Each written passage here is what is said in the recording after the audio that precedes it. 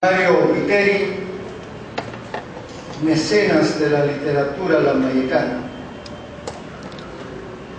distinguido señor Rulli Falla Failó, autor del libro Triquiñuelas y muchos otros libros, distinguido licenciado Nicolás Hidrogo Navarro, coordinador general del Conglomerado Cultural de Lambayeque, distinguida señora Mónica Toscanelli, teniente alcaldesa de la Municipalidad Provincial de Lambayeque, distinguido decimista Hildebrando Briones, distinguido decimista Raúl Ramírez Soto, distinguidos amigos escritores, poetas, comentaristas, señoras y señores, tengan ustedes muy buenas noches. El Conglomerado Cultural, organización gestora e impulsora de la actividad literaria desde hace 11 años en la región norte del Perú, institución promotora de integración de creadores, tempestad e impulso literario en el Perú, promotor para que César Vallejo sea declarado el más grande poeta universal del dolor humano,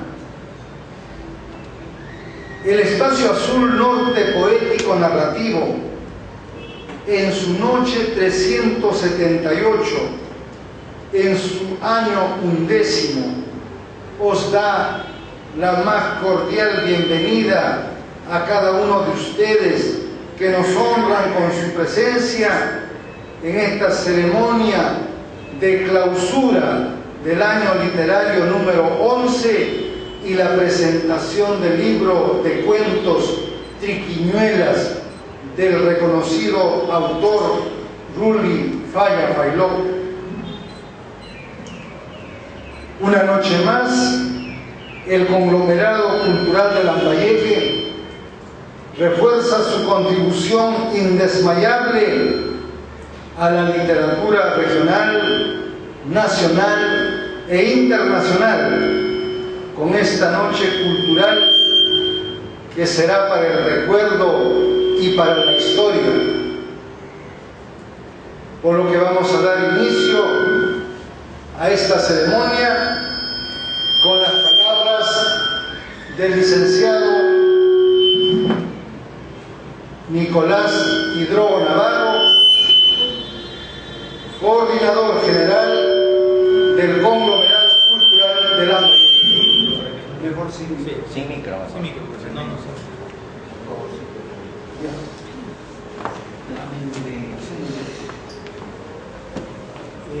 Muy buenas noches, Mario Viteri, señorita Mónica Toscanelli, Rulli Falla Failó y todos los amigos presentes en este recinto que es el Club de la Unión, quien ha tenido a bien acogernos. Es la 7ª vez que nos acoge esta institución privada, comprometida también con la cultura, con el quehacer cultural de la región. Quiero en esta noche, que es casi como un cierre de año académico cultural, dejar, digamos, el agradecimiento profundo a esta institución, porque es una de las pocas que nos abre la puerta de manera desinteresada y es con la finalidad de darle un espacio y una tribuna a la gente que hace literatura, a la gente en general, porque aquí se han hecho exhibiciones pictóricas, se han hecho conferencias, homenajes, presentación de libros, recitales, y todo eso de alguna manera creo que engalana no solamente a la institución, sino también a quienes nos cobijamos provisionalmente en este espacio. En esta noche, que es una noche para nosotros significativa porque siempre estamos tratando de llevar algo y digamos incentivar algo a la cultura en la región Lambayeque, no hacemos sino reafirmar nuestro compromiso de hace 11 años atrás, que era promover la literatura como única bandera en este espacio de Conglomerado Cultural. Espacio donde prácticamente han pasado todos los escritores de nuestra región y de otras latitudes. Espacio donde nosotros hemos tomado en cuenta que no interesa a las generaciones, que no interesan los estilos, las tendencias temáticas, porque en realidad la literatura es única, es una sola. Las diversidades y la multiplicidad de maneras de decirlo, creo que eso es lo que enriquece el acervo justamente de la actividad cultural. Aquí este año en Lambayeque, en la región en sí, se han presentado con esta noche, con este texto de Guiñuelas, se han presentado 27 textos de corte literario. En realidad es bastante significativo, pero nos queda todavía mucho compromiso de edición y difusión mayor. Trujillo, para que tengan una idea, está cerrando con 136 libros. A nosotros nos está llevando más de un centenar, digamos, de libros por delante, porque obviamente tienen apoyo de las municipalidades, de instituciones como los bancos, quienes auspician y patrocinan libros. A nosotros nos gustaría que estas voces, que siempre estamos de manera muy seria haciendo el llamado de atención a la comunidad, sobre todo empresarial, de que apoyen la cultura de manera concreta. Y creo que el apoyo de un texto es apoyarlo de manera concreta. Aquí en la región de Lambayeque hay mucho texto, hay casi 132 textos inéditos en cuento, poesía, novela y ensayo, que nos gustaría que den a la luz. Hay muchos textos que están prácticamente inéditos de hace 15 o 20 años, porque falta presupuesto, porque falta inversión, porque falta una apuesta real por la cultura. Al gobierno regional siempre hemos conversado con los presidentes, vicepresidentes regionales, y siempre le hemos planteado la necesidad de hacer una antología. Pero es algo que viene ya de algo, más o menos unos 15 años esto, y todavía no se concreta. Una antología digo porque creo que es la expresión colectiva, donde no solamente un autor se va a ver favorecido con la impresión de un texto, sino creo que de todos los autores.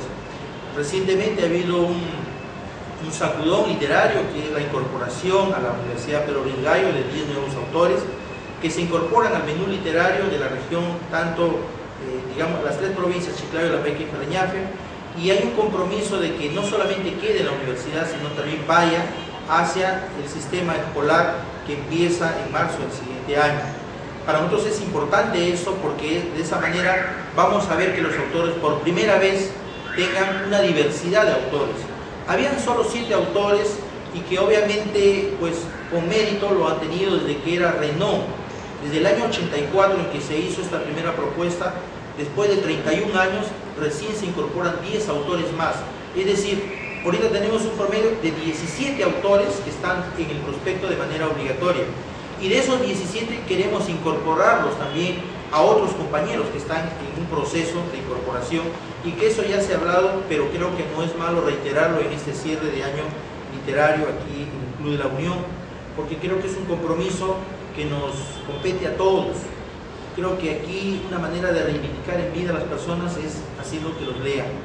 Y lamentablemente tenemos una pobreza de lectura. En el Perú se lee 1.7 libros al año per cápita, que es casi insignificante frente a México, que tiene 4.7, y frente a España, que tiene 13.4 libros de lectura al año. Significa de que el plan lector de 12 libros al año en el Perú no se logra cumplir. Esa es una propuesta que está desde el año 2006, que hasta el momento no se logra incorporar. Y esto creo que es un compromiso que nos compete no solamente a los creadores, nos compete a todos en general, a la familia, a los docentes en las escuelas, los colegios, las universidades. Es decir, el fomento y la promoción de la lectura no es solamente labor de los escritores, porque creo que la labor del escritor es escribir y difundir su obra. La labor de la lectura tiene que ver mucho con el hogar, porque es con el ejemplo con el que se predica, tiene mucho que ver también con la escuela, porque es allí donde se genera el motor de la lectura, y eso para nosotros es fundamental, y estamos dispuestos a contribuir a que esto se engrandezca y pasemos del 1.3, ¿no es cierto? Y quizá lleguemos a los 3 o 4 libros al año, que eso es lo ideal en una meta de corto plazo, de un horizonte no más de 5 años. Es un proceso. La lectura no se va a hacer por decretos, la lectura no se va a hacer por imposiciones, ese que ya no existe. La lectura se tiene que hacer por motivación, y es un factor cultural que viene desde hace mucho tiempo en caída libre, ¿no? Desde la década del 70 venimos viendo de que hay una decadencia en lo que es lectura, y sobre todo en lo que es comprensión lectora. Lamentablemente el organismo internacional PISA, que es quien hace una medición internacional sobre comprensión lectora nos ha colocado hace un par de años atrás todavía, imagínense, en el penúltimo lugar. O sea, significa de que, digamos, solamente le ganamos a República Dominicana y a Bolivia, ¿no? En comprensión lectora estamos en el penúltimo lugar. Y lamentablemente esto a nosotros nos interesa mucho porque no se trata solamente, digamos, de sacar el libro, sino que el libro tiene que ser leído. Y creo que se da un paso significativo, porque creo que en los últimos 10 años ha habido dos hechos que han marcado mucho el derrotero en la literatura lambayecana. El Nobel que se generó con Mario Vargas Llosa en 2010 generó un impulso de 17 libros que teníamos per cápita al año en la región Lambayeque. Pasamos ese mismo año 2010, pese a que fue casi en noviembre, pasamos a 31 libros en 2010. Y luego el siguiente año hubo un incremento a 37 libros. El siguiente año hubo un incremento a 32 libros. Pero lamentablemente este año, como les dije al inicio, se ha bajado a 27 libros y eso es quizá un factor preocupante comparativamente con otras latitudes. Lima tiene alrededor un ingreso de libros literarios de 817 frente a los 27 que tenemos nosotros, 23, perdón, es bajísimo. Debemos incorporar paulatinamente, y eso creo que es lo que esta noche estamos justamente para comentar el texto de Quiñuelas. Aquí estamos hablando de la narrativa lambayecana, un espacio bastante significativo. En los últimos 20 años se han venido editando silenciosamente digamos, la parte narrativa, y ha tenido más auge y quizá más notoriedad, más bombo, más rimbombancia la parte poética, pero la parte narrativa ha sido un proceso lento, subterráneo y silencioso. Y una de esas personas que se ha dedicado a escribir de manera sostenida, casi por 50 años narrativa, es justamente el autor de Triquiñuelas, don Rulli Falla Failón. Eso para nosotros que somos narradores, que me considero más narrador que poeta o que crítico, es un elemento importante porque por primera vez podemos equiparar. En el prospecto, en la última propuesta de la universidad, contempla a 6 narradores y a 4 poetas. No significa que haya más poetas, sino que es una reivindicación, creo que, al narrador. El narrador es el contador ficcional de historias, es aquel que toma parte de su realidad y lo transforma ficcionalmente en un texto que finalmente trasunta y evidencia que en Lambayeque sí hay narrativa, que sí hay lumen inspirativo para escribir sobre tópicos temáticos de diversa índole. Hay mucho mito, mucha leyenda, muchas anécdotas que están no escritas, que no están publicadas, que están en el imaginario verbal y popular, que están, digamos, en la conversa, en la oralidad. Y eso indudablemente nos falta a nosotros también hacer un acopio de este acervo cultural que está disperso. La diferencia entre la narrativa y la oralidad es que lo narrativo perdura en el tiempo. La escritura tiene esa posibilidad de durar mucho tiempo para que haya transformaciones sintácticas o morfosintácticas. En cambio, la oralidad puede perderse, puede tergiversarse.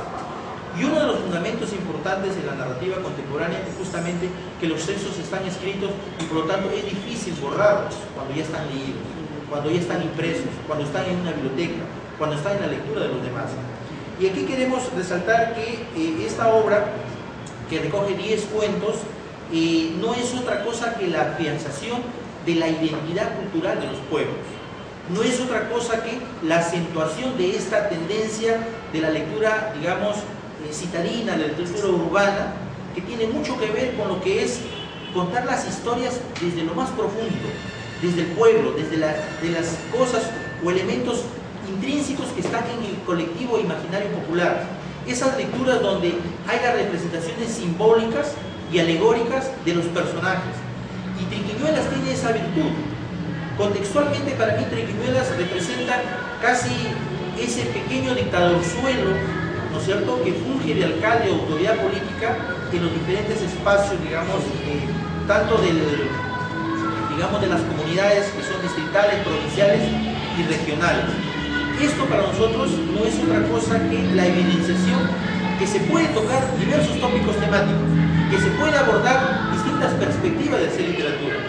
Y una de las formas que hace Rulli Falla Failón con Triquiñuelas es justamente, caricaturescamente, sacar esos personajes un poco socarronamente para causarnos risa, pero en el fondo hay un trasunto de qué cosa, de una denuncia social, de la actitud, del comportamiento muchas veces de los políticos, de los cuales a veces los intelectuales y el pueblo en general de a pie a veces está desencantado, a veces siente de que nos defrauda, pero indudablemente la literatura tiene esa particularidad.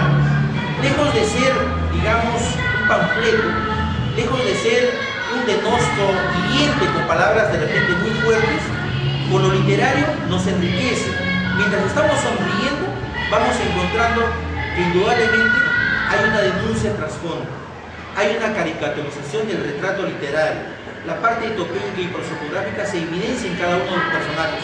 La simbolización de un pueblo, como el caso de Japidel, que es el núcleo central del espacio geográfico, no es otra cosa que la representación simbólica de todos los pueblos pequeños que hay aquí en la región de Lambayeque.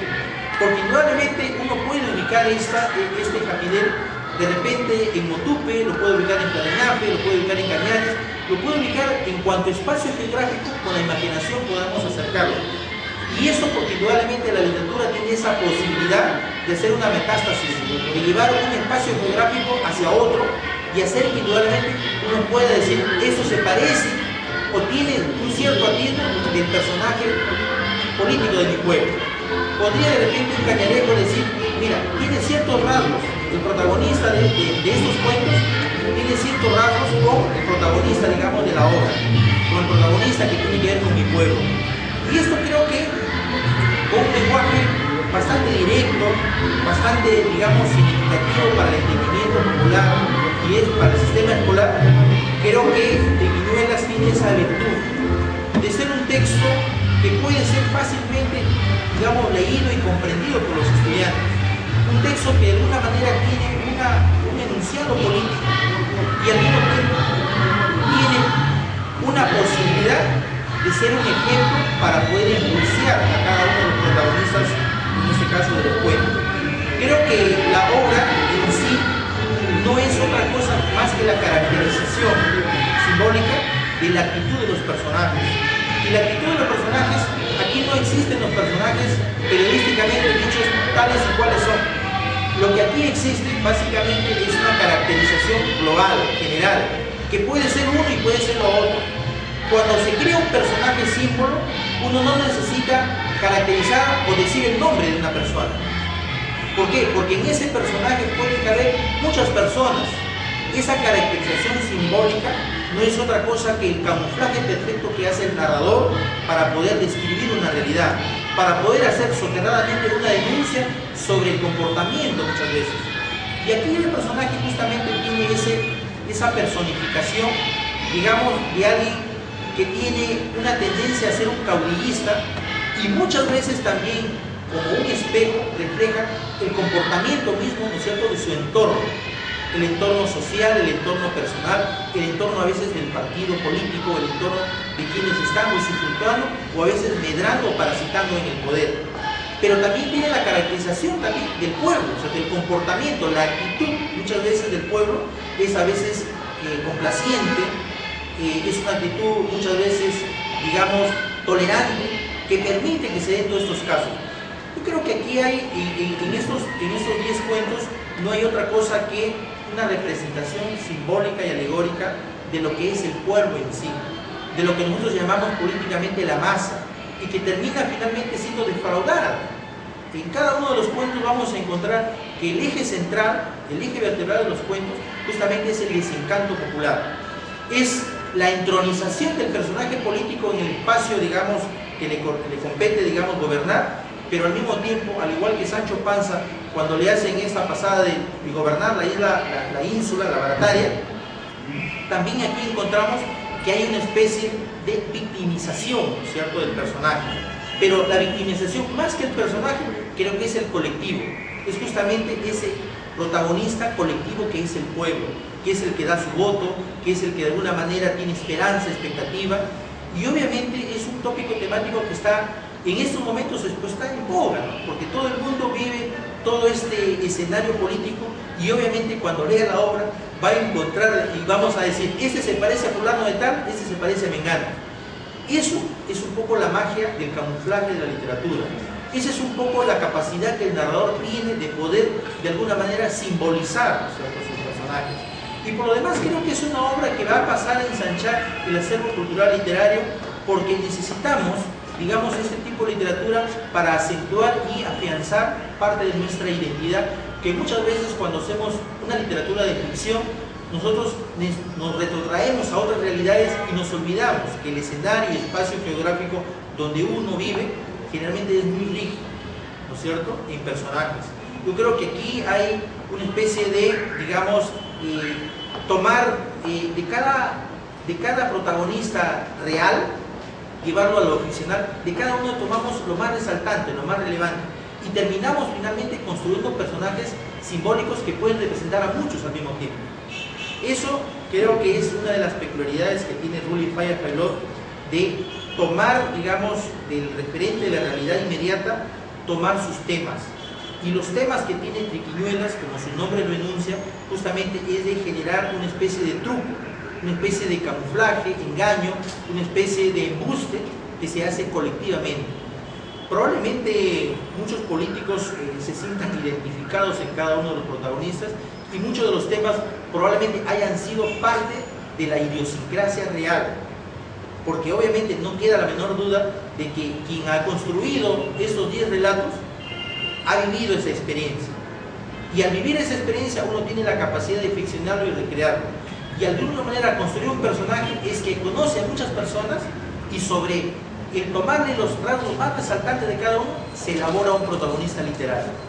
Eso a nosotros en realidad nos llena de emoción, porque creo que es la mejor manera de perenizar el legado de un narrador, que es escribiendo. Y la literatura cumple en este caso una función especial, que es reflejar la identidad, que es construir también un espacio crítico a partir de una lectura, digamos, crítica, inferencial, interpretativa, que es buscar que el lector no solamente, digamos, viva del efluvio, ¿no es cierto?, del perfume de las flores poéticas, sino también parte de esa realidad y parte también de ese derrotero que el autor quiere lograr al final de su denuncia, porque en cada uno de los cuentos se recoge al final una lección, una actitud, una reflexión, y a partir de ello creo que el lector empieza a ser más crítico consigo mismo, porque a veces no nos damos cuenta de lo que pasa en nuestro entorno hasta que no cogemos un texto y nos sentimos a veces identificados y representados. Por lo demás, creo que Rulli Faya Failó con este texto no hace sino acentuarse como un narrador de polentas, como un narrador que ha construido durante más de 50 años una imagen indeleble, que es la imagen del narrador de los pueblos, de los personajes marginales, y sobre todo con un sahiriente, digamos, de clase política. Muchas gracias.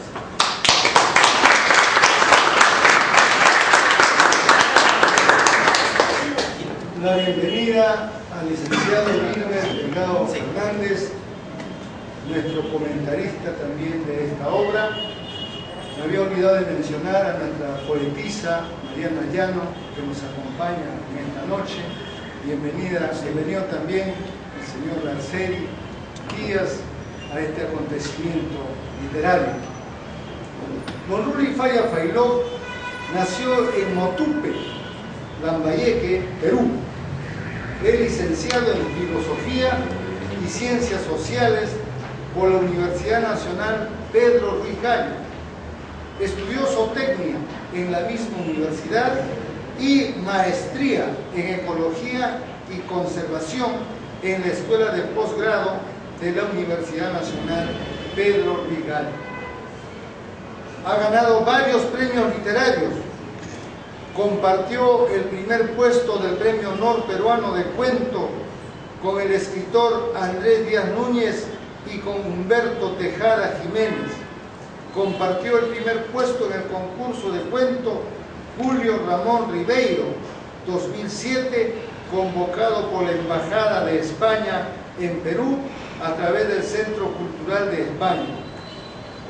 Don Rulli Faya Failó es narrador, poeta e investigador social, y ha publicado varios libros como Coñuma, La pasión por la ternura, cuento, Dioses, hombres y duendes, Leyendas de Motupe, Chochope y Penachí, En la yema del gusto, un libro de cuentos.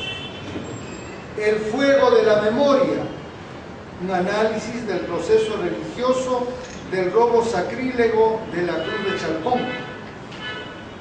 El rojo intenso de las zarzamoras, una novela. Ontaxum y su amor por la tierra, cuentos infantiles. La cruz de Chalpón, historia y trascendencia de la religiosidad popular, investigación social. Y ahora nos sorprende con Triquiñuelas.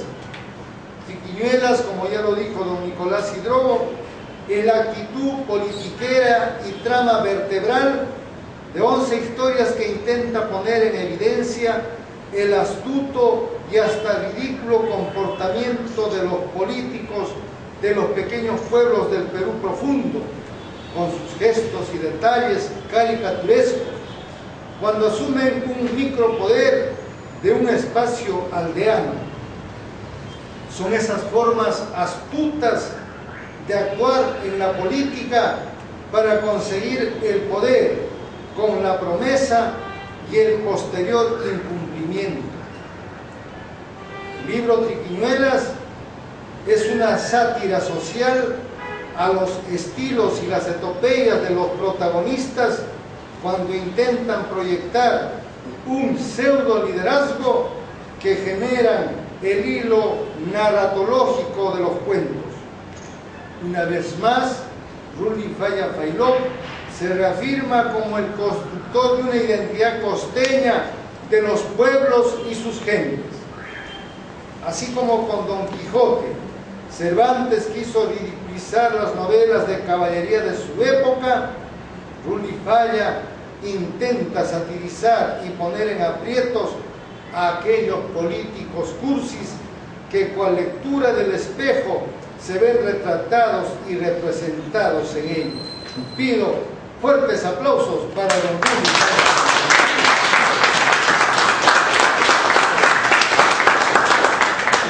Y ahora me permito invitar al licenciado Gilbert Delgado Fernández para que también haga el comentario de esta interesante obra. Adelante, don Gilbert. Gracias, maestro Toromeo. Buenas noches. Qué gusto encontrarnos nuevamente.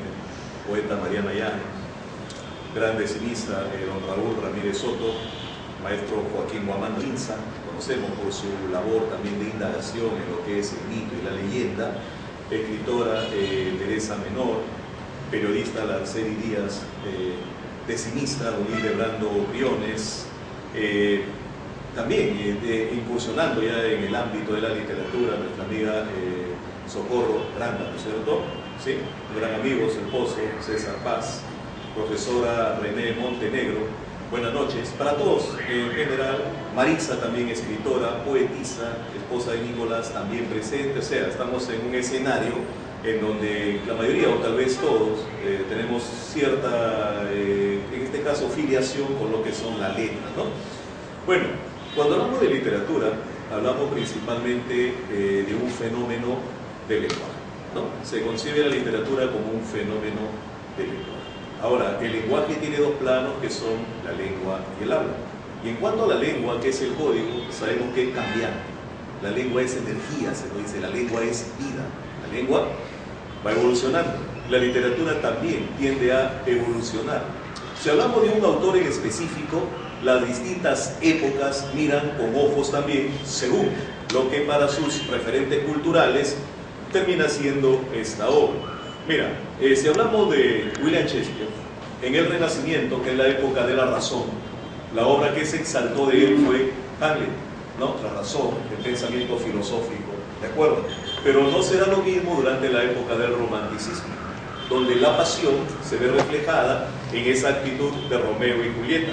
Claro, Shakespeare no escribe para exaltar la pasión, él condena, por eso es que los personajes morirán y después los familiares más bien terminarán reconciliándose como una burla, ¿no? Ante esa actitud apasionada que él está condenando, pero los románticos tomaron ese aspecto, la pasión. Fines, estamos hablando prácticamente en Europa a inicios del siglo XIX. Para nuestra época, de repente ni Hamlet ni Romeo y Julieta, sino que la que se llevó al cine en el año 2009 fue El Mercader de Venecia. Porque en una época en la que se habla tanto de valores, esa es una obra que refleja el valor amical, también el amor, si hablamos en términos de, en este caso Erich Fromm, el amor erótico o el amor de pareja, ¿no? Entonces en El Mercader de Venecia encontramos estos elementos. En un solo autor vemos que las distintas épocas tienen una preferencia distinta, ¿de acuerdo? Porque los referentes culturales van cambiando, ¿sí? Y tal vez los gustos literarios también sean distintos porque la lengua en la cual se expresa ese elemento también es cambiante, también es sumamente cambiante. Cuando hablamos de triquiñuelas, nos encontramos que si bien es cierto los referentes han cambiado, hay temas que se van manteniendo en el transcurrir del tiempo. Lógicamente lo que cambia es el tratamiento del autor. El tema político, si pensamos en el tema político, ¿hasta dónde podríamos remontarnos? Una obra que contenga ya cierta sátira política es ya la Divina Comedia, que actualmente se la ve de esa manera, ¿no? La Divina Comedia, esas esferas, esos círculos que se van creando y donde se van depositando, se depositan personajes que para la época del autor estaban vivos. O sea, el autor intentaba satirizar a ciertos personajes vivos colocándolos en los círculos del infierno. Es como si actualmente, por ejemplo, uno escribiera una obra con respecto del infierno y va colocando ahí los personajes de oposición y te burlan. Eso fue en su época. Recordemos que la rivalidad se daba entre los gibelinos y los güelfos en esa época, y era una cuestión política, religiosa y política, el rey y el papa luchando por la primacía en la época en la cual Roma quería ser una monarquía universal. Por ese motivo también Dante Alighieri escribirá Monarquía Mundi, ¿no? En donde se proponía Roma como el núcleo, como la capital del mundo. Y entonces, ¿quién quería ser, en este caso, el representante del mundo? Ahí empieza la lucha entre el rey y el papa, ¿no? Y ahí, en ese contexto, surge la Divina Comedia y encontramos ya cierta sátira política. Ha transcurrido el tiempo y esa sátira política no ha pasado de moda. Yo cuando leo a veces la sátira de Don Rulli, no evito recordar, a ver, estoy hablando de inicio de los años 80, una telenovela mexicana titulada El Bien Amado. Quizás recuerden ustedes a Odorico Paraguazú, este personaje que llega a ser, alcanza un cargo político, prefecto, llega a ser prefecto, ¿no es cierto? Pero este personaje no tenía las cualidades de un líder. En el aspecto moral convivía con 3 hermanas, por ejemplo. ¿Sí? Vamos a ver, cuando llega a ser ya prefecto, lo primero que hace en su primera obra es un cementerio, ¿no? Un cementerio lujoso, que en todo pueblo católico lo más lujoso es la iglesia y el cementerio, o sea, donde inicia y donde termina la vida religiosa, ¿no? Curiosos. Entonces, un cementerio de lujo. Pero ¿qué ocurre? Que nadie moría. Y el prefecto, ¿qué es lo que tiene que hacer? Tiene que ver la forma de trampa, de contratar para que alguien muera, porque él quería estrenar su cementerio y nadie moría. O sea, fue una novela en realidad jocosa, era una novela cómica, pero el núcleo ya se mantiene, era la sátira contra un político, ¿no? En este caso un prefecto, y que a mí me recuerda mucho personalmente, ¿eh? No sé hasta qué punto habrá cierta intertextualidad o habrá influido, quizá Don Rulli ni vio la telenovela, pero yo recuerdo mucho el tratamiento de los personajes de este prefecto cuando leo también Don Rulli, que no es primera vez, ya en sus libros anteriores también satiriza a los alcaldes, ¿ya? Es una constante en él que la maneja muy bien, eso sí tenemos que reconocer, la sátira en contra de, en este caso, los políticos. Entonces vemos que hay una constante temática, ¿no? La sátira política. Otra sátira, para seguir ejemplificando esto, es la sátira contra el médico, por ejemplo. Es otro tipo también de sátira, que en el Perú la representa, por ejemplo, Juan del Valle y Caviedes, ¿no es cierto? El azote de los médicos, el galenófobo. Y hay un error muy común decir que él acusaba a los médicos porque fueron los culpables de la muerte de su esposa. Yo en realidad, por más que busco en algún libro serio, no encuentro ese argumento. El argumento más bien es que esa sátira la inicia en el aspecto académico René Descartes. Él inicia la sátira contra el médico porque en esa época la carrera del médico era heredada. El padre heredaba los instrumentos al hijo sin importar la vocación. Entonces, ¿qué es lo que hacía el hijo en la sátira, en lo que ya comenta Descartes? Lo único que sabe es recomendar un enjuague, recomendar un lavado, nada más, para todo, simplemente el enema, ¿no? El típico enema que encontramos también en la obra de Molière. ¿Ya? Si leemos, por ejemplo, el médico a palos, ahí está, el médico a palos, o sea, no tiene vocación y a las malas tiene que ejercer porque el padre le heredó los instrumentos. Entonces, encontramos ahí a este personaje peruano, por algo llamado el Quevedo limeño, porque la sátira contra el médico le llega a él mediante don Francisco de Quevedo, ¿no? Encontramos sátira contra el médico, encontramos también sátira política, que son aristas de la literatura. La literatura se vale justamente de estos elementos muchas veces para señalar algo con quien él no está de acuerdo. Nuestros desacuerdos, a veces nos mostramos, serían nuestros demonios. Esos desacuerdos con la realidad real, según Mario Vargas Llosa, serían nuestros demonios. Y ese fuego que nos permite sacarlo de nosotros, ese fuego es la literatura. La literatura nos sirve muchas veces para poder sacar esas incomodidades, esas inconformidades que tenemos con el mundo. Muy bien, entramos a Triquiñuelas. Triquiñuelas, entonces, en una parte, en un aspecto, recoge la sátira política. Y el primer cuento es un cuento para mí de antología. Espectacular lo que ha logrado don Rulli. Ahí está el modelo de lo que es la sátira política. El cuento titula El juramento, ¿no? Vamos a ver, hablemos en primer lugar del título y hablemos también del espacio. Triquiñuelas. La primera parte, lo que sería como el sufijo triqui, nos da la idea de trueque, ¿no? Y trueque es un intercambio, ¿listo? Pero el sufijo es un sufijo despectivo, peyorativo, o sea que en ese intercambio hay uno que va a salir mal parado o prácticamente estafado. Y en ese sentido, Triquiñuelas también nos lleva a pensar en truco, porque ese es el truco, ¿no es cierto? El truco consiste en que los elementos que tú vas a ofrecer, el producto finalmente no corresponde a esos elementos. Y si encontramos un político que se vende como muy inteligente, como muy honesto, y finalmente hace lo que todo político hace, nos ha trucado. Hemos caído en un truco y por ahí también eso resemantiza el título de Triquiñuelas. Hay que ver que en el caso de la literatura no nos sirve mucho un diccionario. O sea, no te va a servir que traes al diccionario local que es Triquiñuelas. No es así. Porque en la literatura interesa más el sentido que el significado, ¿ya? Y el sentido lo estoy sacando de la lectura misma. El título se resemantiza, se cubre de significado cuando leemos y el sentido está por ahí, ¿no? Como algo truculento, como algo que nos dan y no es aquello que nos ofrecieron, y eso se va a ver claramente reflejado en el primer cuento, por ejemplo. Ahora también, recordemos que don Rulli hace poco tiempo ha trabajado el libro de indagación histórica, ¿no es cierto? Como que ese es el libro serio, como que Triquiñuelas viene a ser ya la ficción, ¿no? En el campo de él, en el aspecto de él, vemos también que toma esos dos ámbitos, el ámbito de la formalidad, el escritor serio, el indagador histórico, el investigador que encontramos, por ejemplo, en la ciudad de San Julián de Motupe, y luego en Triquiñuelas, donde vuelve a hacer de las suyas con la sátira política. Vamos a ver, estos cuentos tienen un hilo que los unifica, tiene un hilo que los, sería el vaso comunicante, se puede decir, y es que los cuentos se desarrollan en un pueblo llamado Japidel, ¿no? Es un lugar insituado, otro tópico literario, ¿no? El crear un lugar, lo que se conoce como una ciudad mítica. Andrés Díaz Núñez lo hace en la literatura regional con la ciudad de Concochinán.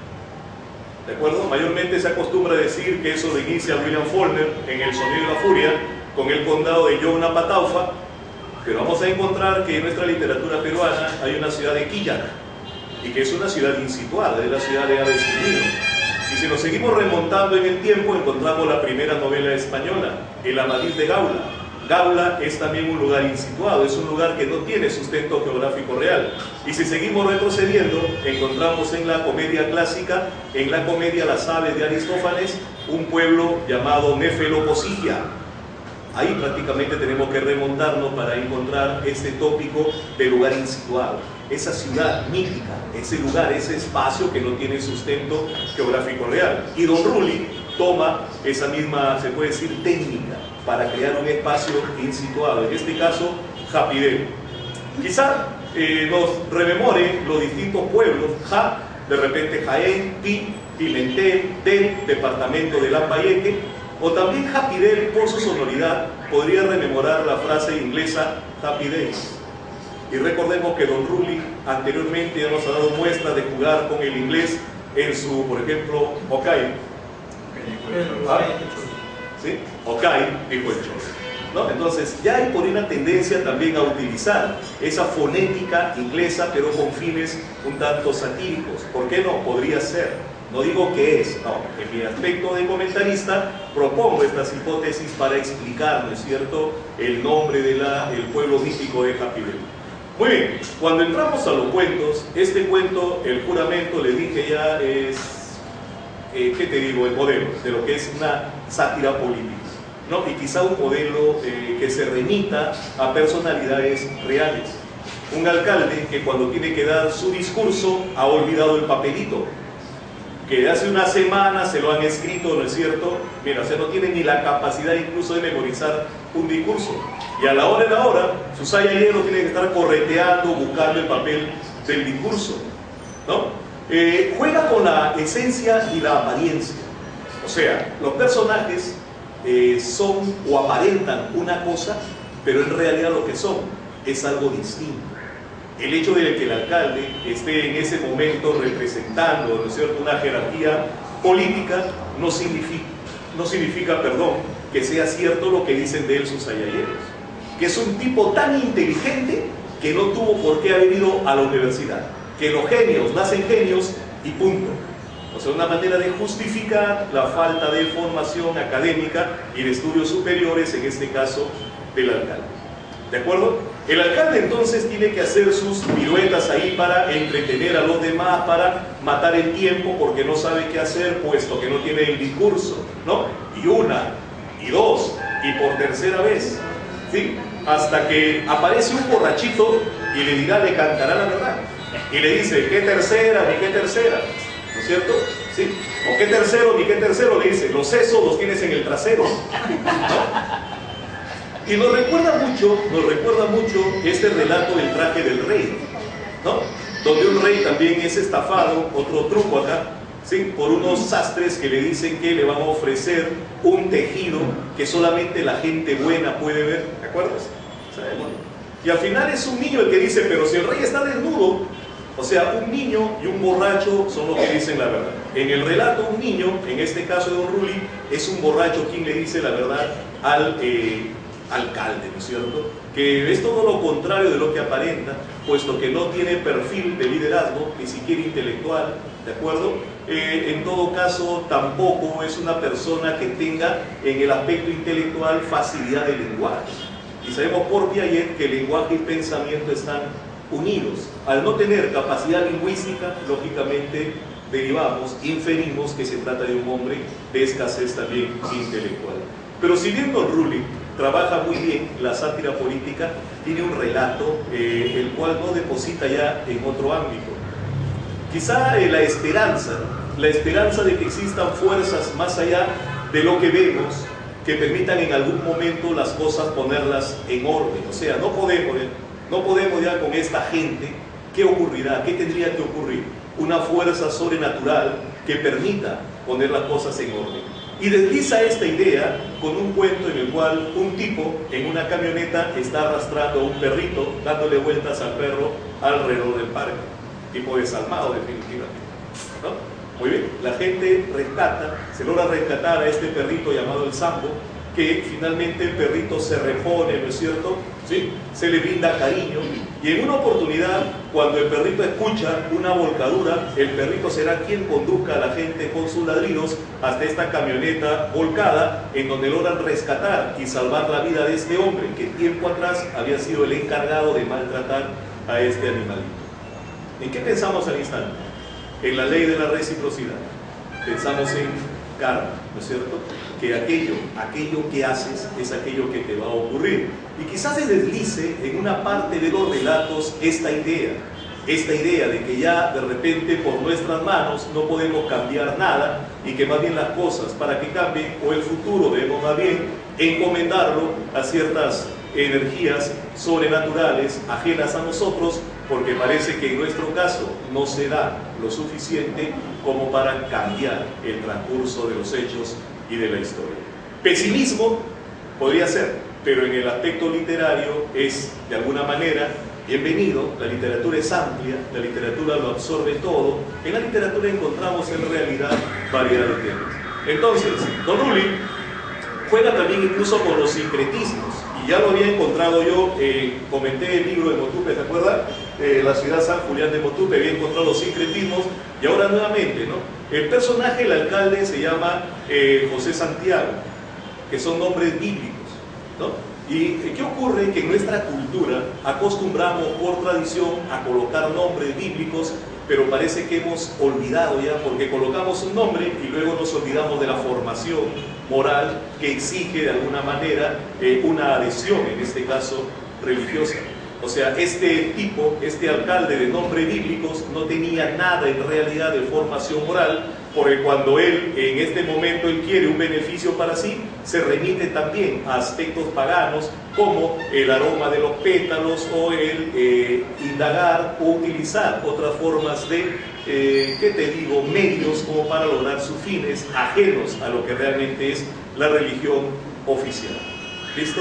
Entonces, un libro en realidad que tiene mucho que explorar. Yo he resumido en 2 relatos, te he narrado brevemente 2 relatos y como ves hay muchas cosas que escarbar, que encontrar. Aparte del manejo literario, Don Rulli ya es un autor, lo decía Nicolás, que ha alcanzado madurez narrativa. Es un narrador ya que vale la pena leerlo para ir indagando en sus técnicas, ir viendo cómo maneja el lenguaje y cómo tiene versatilidad en la temática.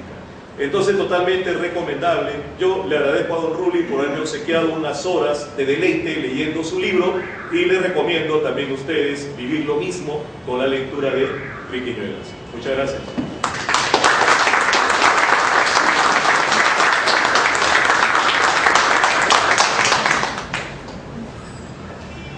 La bienvenida a nuestros amigos, escritores, Gandhi Berrú, a nuestro amigo comentarista Antonio Castro Cruz, Berta Iris, bienvenidos a esta hermosa tertulia literaria. Bueno, ha llegado el momento esperado para que don Rulli Falla Failó presente a ustedes su libro Triquiñuelas. Con ustedes, don Rulli Falla Failó.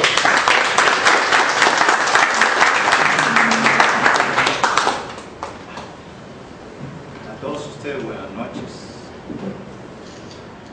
Señor Mario Vicente, muchas gracias por su bondad y su adhesión a este trabajo que venimos haciendo todos los que estamos aquí.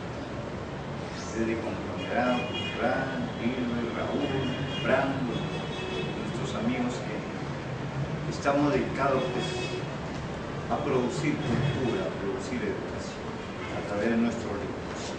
Muchas gracias. Gracias. Usted ha entrado al corazón de nosotros.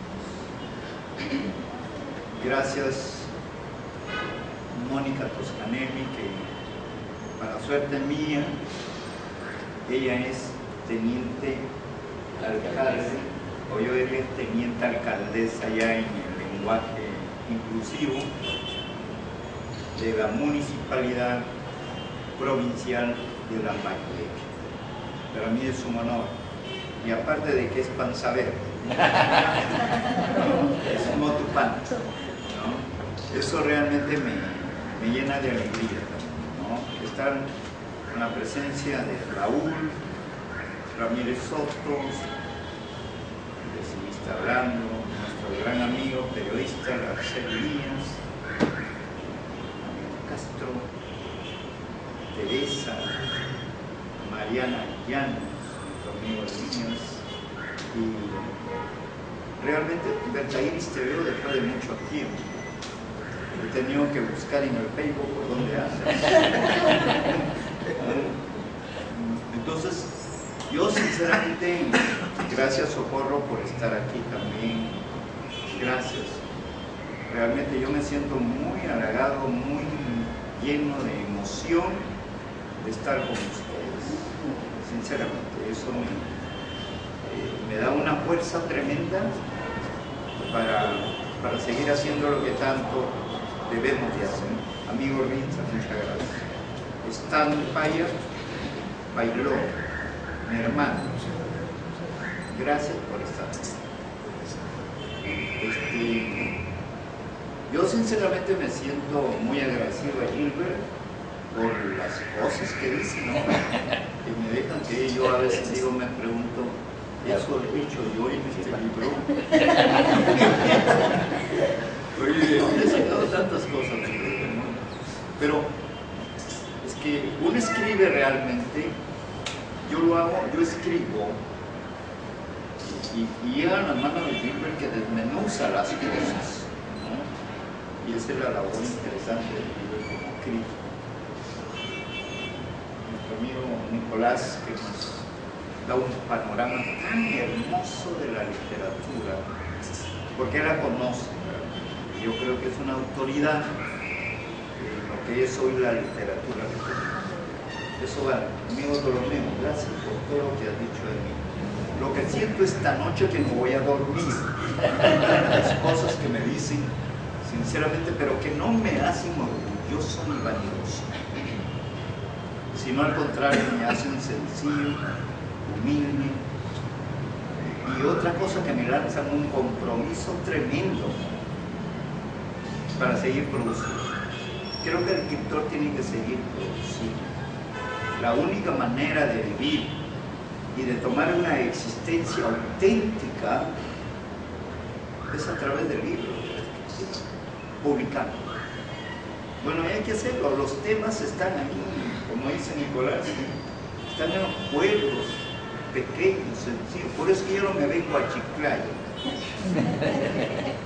Sinceramente yo tengo mis hijos acá y me debería de venir, pero no sé si puedo escribir de Chiclayo yo, de los cuentos urbanos, no sé. Más mi fuerza telúrica está allá, los algarrobos, los cerros, las cruces, la cuestión mágica que tienen estos pueblos. Entonces yo me aferro a eso. Yo escribo mis cuentos y hay mucho material. Los invito para que vayan a escribir de moto también. Ahora Triquiñuelas. Bueno, Triquiñuelas es un libro que está hecho para reírse un poco, ¿no? Un poco que mi carácter está por ahí, porque yo soy alegre, yo soy muy risueño, me río por cualquier cosa. Usted me cuenta el chiste más frío y seco, yo lo celebro, así que búsqueme cuando cuente chistes. Entonces, Triquiñuelas, mire usted, surge así. Pero Triquiñuelas tiene otros condimentos que me hubiera gustado también que lo digan. Yo un poco que estoy mezclando ahí elementos científicos. Estoy hablando de un insecto ahí del carbonífero, que es el tisanura. El tisanura es uno de los insectos que permanece a través del tiempo y no ha desaparecido. ¿Por qué? Porque las especies que tienen una capacidad de resistencia a los cambios inclusive geológicos son los insectos. El insecto tiene una estrategia extraordinaria para resistir cambios bruscos, ¿no? Por eso es que no se puede combatir las moscas, no se pueden combatir las cucarachas, por ejemplo, porque tienen esa resistencia que es la prolificidad. ¿Cómo se defienden los insectos? Siendo prolíficos. Esa es la única manera como se defienden. Prolíficos y rusticidad. Son rústicos y prolíficos, imagínense.